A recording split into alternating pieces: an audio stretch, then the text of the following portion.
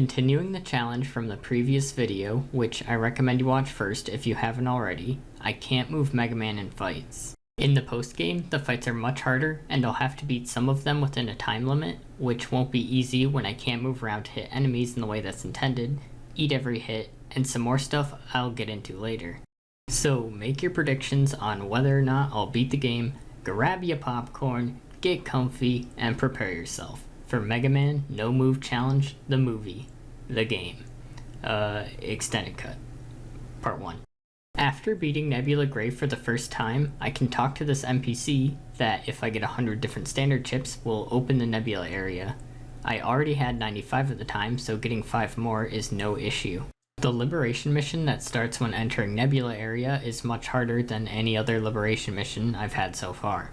The enemies have much more health and do much more damage. Still, since I can buy the Giga Chips I would have gotten for beating this one quickly, I can take as much time as I need, so it's no problem skipping turns to heal. You'll see why I need Giga Chips later. Much like in the first video, healing all Navis I control during a Liberation mission and then challenging the boss is the most reliable strategy. Since time is no issue and my Navis are fully healed, I won't show every hit like I usually do for these.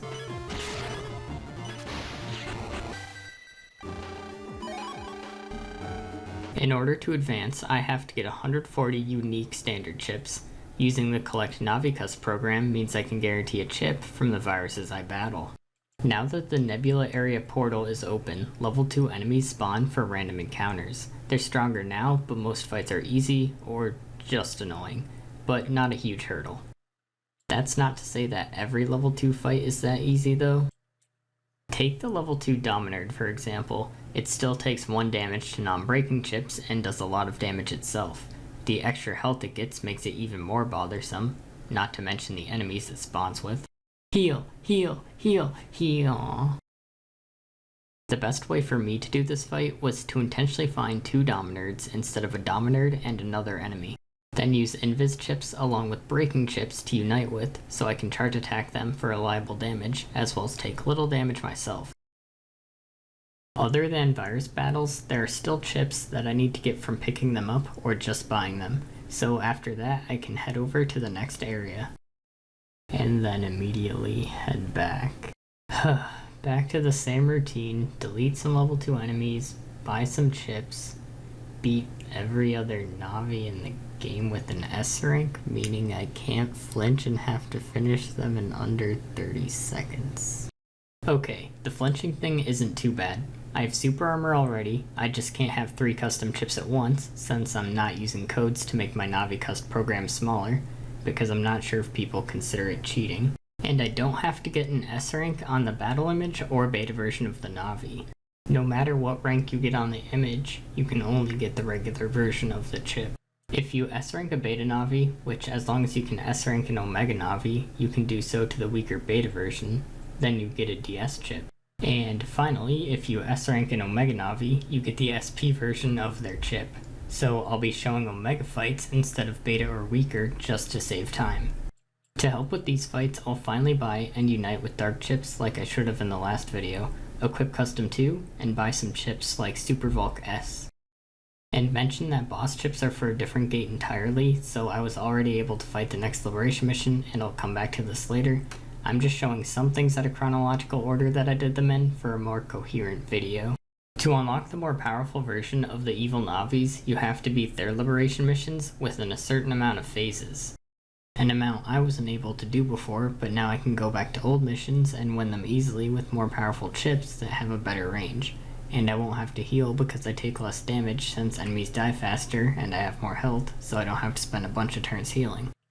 I also have to get a Mega Chip from the Liberation mission against Dark Megaman. If you beat him in under 10 turns, you will get Anti-Navi M, which I will need later, and if you beat him in 7 phases or less, you get full Cusp. Both times are pretty easy since even in his dark form, Megaman is still very much against the concept of moving. Getting it done in 7 phases is still a bit tricky since you can't heal, so I tried to finish the fights leading up to this taking as little damage as I could. Now I'll show a compilation of the fights where I get the SP chips. If you do want to see every Omega fight on cut where I get the SP chip, I'll be releasing a separate video for that. I also don't show every Omega fight in this video, since the strategies I use are pretty similar in a lot of the fights, with some variation of the less important chips. So if you do want to see all the hardest fights in the game with this challenge in effect, definitely check that video out.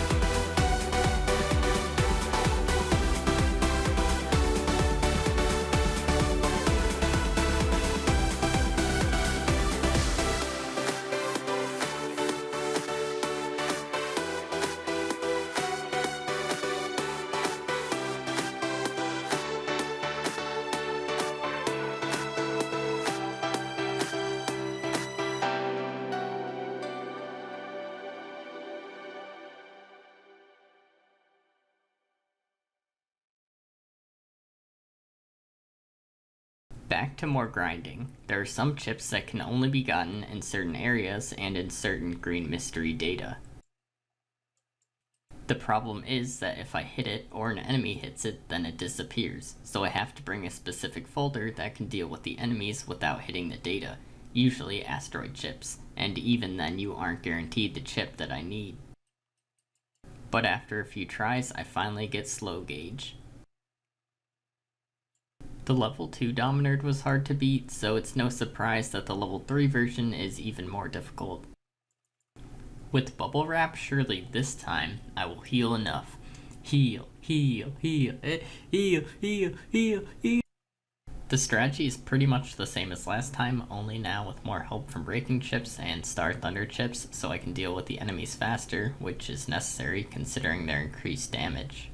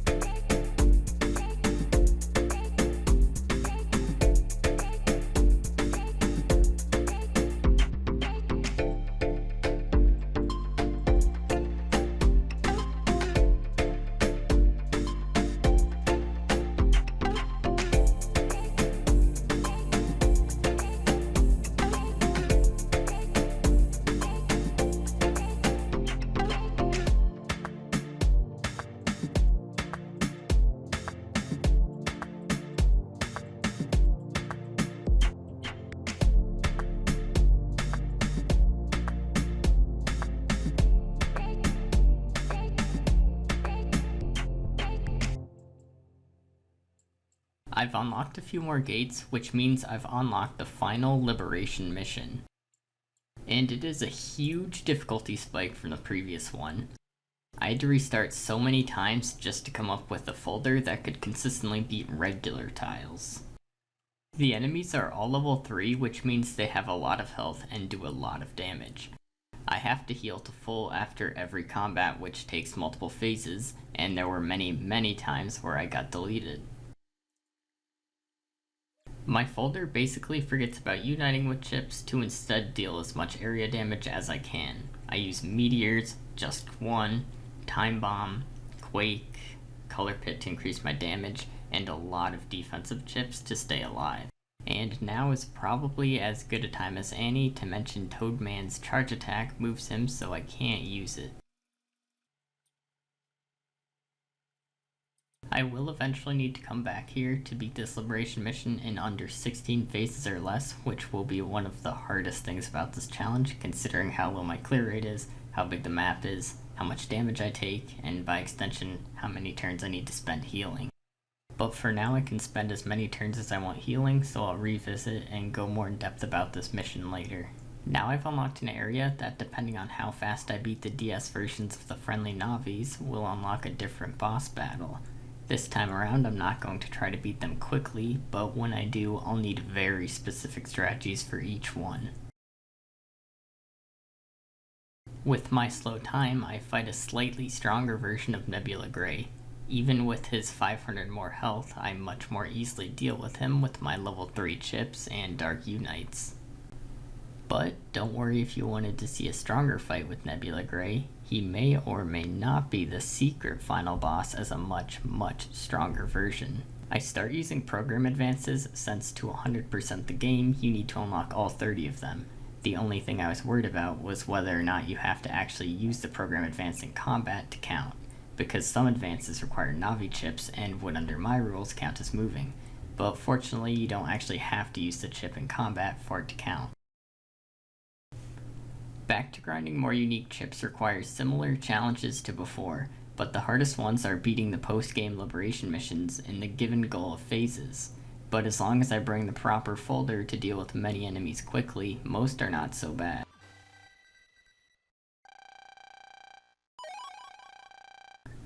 But like I said before, I have to come back to the final liberation mission to get a unique chip. Here's where picking Team Colonel, once again, is key to my success. Toadman, who is exclusive to this game, has an ability that allows an ally to liberate 5 panels ahead of them, and here's the important part, that includes locked tiles. This means I skip a majority of the map. I don't need to fight Blizzard Man, and don't need to spend phases fighting and healing my way to black hole tiles. I can go straight to them. I still have to carefully plan my folder, get deleted, take a lot of damage, and heal a bit, but this is much better and possible than doing this with Team Proto Man.